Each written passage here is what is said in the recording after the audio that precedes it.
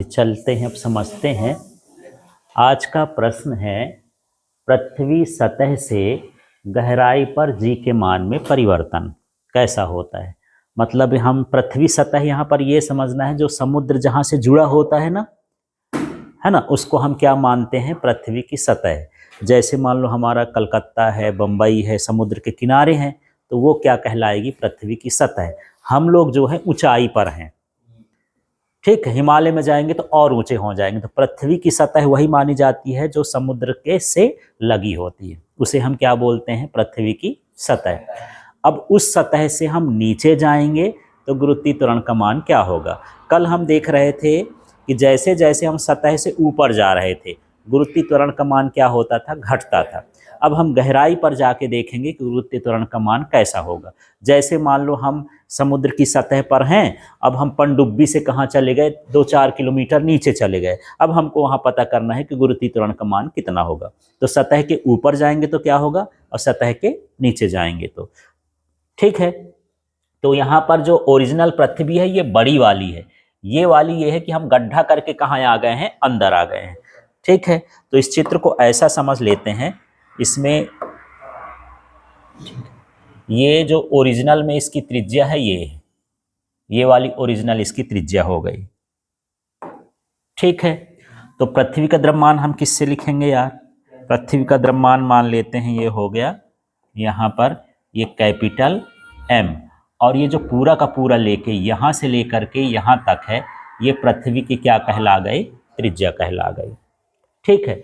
पहले हम वस्तु को यहाँ रखेंगे तो हम जानेंगे कि इसका गुरुत्वीय त्वरण कितना है। पहले हम सतह पर निकालेंगे, फिर हम गहराई पर जाएंगे, फिर वहाँ पर निकालेंगे, तब ना पता चलेगा। फिर हम आ जाएंगे कहाँ पर, गहराई पर। अब हम इधर से नीचे आ रहे हैं, यहाँ आ गए, तो मान लो कितना गहराई तक आ गए, ये हम D, ठीक है। तो ये वाला हिस्सा कितना बचा यार, ये वाला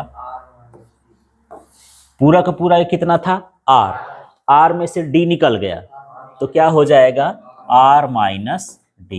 इस तरह से ये चित्र बना लेना है, ठीक है। तो समझ लेते हैं, ये जो बाहर वाला जो गोला बना है ये क्या है, पृथ्वी, और जो अंदर वाला गोला बना है, ऐसा समझ लेते हैं कि हम गड्ढा करके यहाँ तक आ गए हैं, तो ये गोलाई में कितना हो जाएगा, ठीक है। इतना समझ में आ गया। चलो, तो इसी के हिसाब से अब हम इसकी भाषा बना लेते हैं कि माना पृथ्वी है, पृथ्वी का द्रव्यमान M है, उसकी त्रिज्या R है, और इसके सतह पर स्थित पिंड का द्रव्यमान m है, ठीक है। और पृथ्वी सतह से गहराई कितनी है, D है।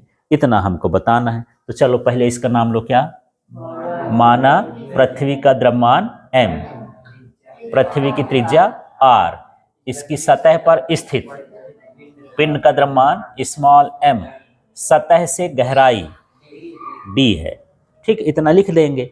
अब हमको एक बार निकालना है क्या, गुरुत्वीय त्वरण, है ना, गुरुत्वीय त्वरण कहाँ पर, सतह पर।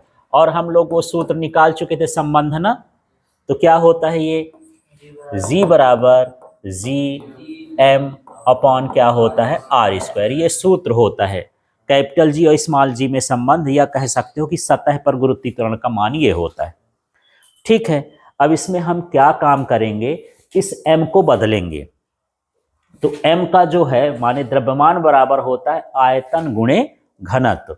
तो पृथ्वी एक क्या है, गोला, गोले का आयतन क्या होता है, सूत्र बताओ गोले के आयतन का, 4/3 पाई r क्यूब। क्या होता है, 4/3 पाई r क्यूब। तो देखो मैं इसको ऐसा लिखता हूं, ध्यान से देखना, ये G लिख दिया, बराबर लगा दिया, ये G लिख दिया। अब इस m को बदलना है, इस सूत्र के हिसाब से लिख देना है। क्या लिखा है, आयतन गुणे घनत्व। तो इसमें आयतन का सूत्र किसका लगेगा, गोले का, क्योंकि पृथ्वी क्या है, गोला है। तो यहाँ पर क्या लिख दूं, 4/3 पाई और r क्यूब। इसमें जो सूत्र पढ़ते थे स्मॉल r लिखते थे, हमारे में तो बड़ा r है, तो बड़ा R लिख दिए। ये आयतन हो गया, गुणे क्या है, घनत्व। घनत्व को इससे दर्शाते हैं, ये रो होता है, इसको P जैसे बनाते हैं। जब इसको P जैसे बनाते हैं तो पेन नहीं उठाते हैं, या तो ऐसा बना दो, है ना, या फिर ऐसा बना दो, टकला जैसे दिखना चाहिए। यदि आप ऐसा बनाओगे तो पी है, अलग अलग बनाए तो क्या हो गया पी। अब बिना पेन उठाए बनाए ऐसा या फिर ऐसा तो क्या कहला गया ये रो। ठीक है, ये लैटिन भाषा का रो है। तो घनत्व को किससे लिखते हैं, रो से भी लिखते हैं और डी से भी लिखते हैं, डेंसिटी बोलते हैं, पर डी से तो पहले वो दर्शा दिए हैं गहराई, तो गड़बड़ हो जाएगा, इसलिए क्या मान लिए हैं रो। तो समझ में आया कि एम को क्या बदलना है। ठीक, अब बटे में क्या लिखा है देखो, आर स्क्वायर, तो बटे में क्या लिख देंगे आर स्क्वायर। इसमें से अब काटने के बाद क्या बचेगा ये देखो, तो क्या बचा यार ये जी बचा, और क्या बचा 4/3 बचा। अब इसमें देख रहे हो कि आर स्क्वायर, ठीक है, यहाँ से आर स्क्वायर से ये कट जाएगा, तो यहाँ पर एक ठो आर भर बचेगा ना, है ना। तो क्या बचा यहाँ और आर, और क्या बचा रो। और ये वाला कौन सा समीकरण हो गया, एक समीकरण हो गया। अच्छा पाई भी है, हाँ तो पाई भी रहेगा, ये 4/3 पाई भी लिख देंगे, जो नहीं कटेगा वो सब बचा रहेगा। ठीक है, ये काम हो गया। अब हमको क्या निकालना है, डी गहराई पर, यहां पर क्या लिख देंगे डी गहराई पर गुरुत्वीय त्वरण। तो यही सूत्र फिर से लगाना है जो ऊपर वाला है, पूरा काम वही करना है, बस थोड़ा थोड़ा बदलना है। जैसे यहाँ जी लिखा है तो इसके लिए क्या लिख देंगे जी डैश लिख देंगे। ठीक है, अब देखो कैपिटल जी का मान तो सब जगह एक जैसे रहता है, पृथ्वी का द्रव्यमान भी एक रहेगा, लेकिन ये जो आर है, अब हमको इस गोले की त्रिज्या देखना है, छोटे वाले गोले की त्रिज्या, क्योंकि हम अंदर आ गए तो उसका प्रभाव ना रहेगा, ये प्रभाव ना डालेगा, इतना ही प्रभाव डालेगा जितना बड़ा गोला बचेगा। ठीक है, तो अब आर का मान क्या होगा बोलो, छोटे गोले की त्रिज्या क्या है आर माइनस डी, तो आर माइनस डी, और सूत्र में क्या होता है स्क्वायर, तो इसमें स्क्वायर लगा देंगे। ठीक है, अब देखो आगे के स्टेप फिर बढ़ाते हैं, तो ये मैं लिखा जी डैश, फिर क्या लिखा जी, फिर एम को बदलना है। एम का सूत्र क्या है आयतन, आयतन क्या होता है 4/3 पाई आर क्यूब, तो वही लिख रहा हूं 4/3 पाई, लेकिन यहाँ आर का मान क्या है आर माइनस डी, इसका क्या हो गया क्यूब, और फिर क्या है होता है घनत्व, घनत्व का मतलब क्या हो गया रो। ठीक है, बस आपको यह ध्यान रखना कि इस सूत्र में जहां जहां आर आया है उसकी जगह पर आपको क्या लिखना है आर माइनस डी लिखना है। ठीक है, आगे बटे में क्या लिखेंगे देखो, बटे में इसमें क्या लिखा है आर माइनस, ये तो एम का मान रख दिया, अब यहां पर क्या हो जाएगा आर माइनस डी का ये हो गया स्क्वायर।